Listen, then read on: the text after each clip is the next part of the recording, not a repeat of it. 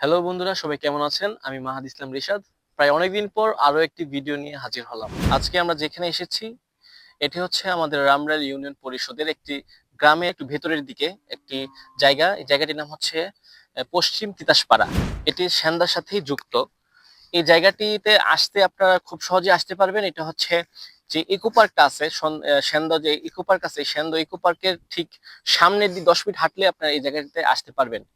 এখানে প্রতিদিন বিকেল 4টা থেকে সন্ধ্যা 6টা পর্যন্ত প্রায় অনেক মানুষ এখানে জড়ো হয় এই জায়গার সৌন্দর্য উপভোগ করতে।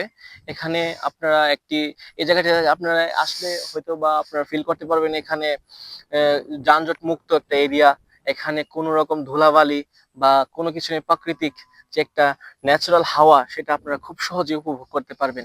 যারা শহরে থাকেন তারা তো আসলে যে ধোঁয়া, হর্ন, সেই সব থেকে আপনারা হয়তো বিরক্তকর হয়ে যাচ্ছেন, দিন দিন শান্তি পাচ্ছেন না, রোগ রোগ টোগ ছাড়ছে না।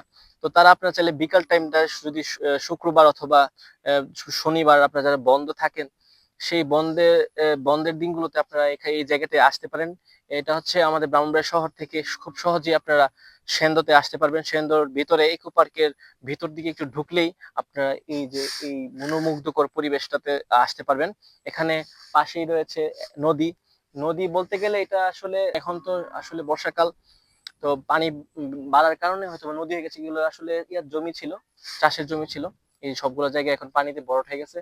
এখনই মূলত মানুষ ঘোরাঘুরি করতে আসে এখানে। তো এই জায়গাটিতে আপনারা আসতে পারবেন।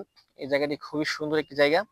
এখানে বিভিন্ন স্থান থেকে মানুষরা প্রতিনিয়ত এখানে এসে জড়ো হচ্ছে। ঈদের পর থেকে তো আরো মানুষ এখানে বেড়ে গেছে আস্তে আস্তে।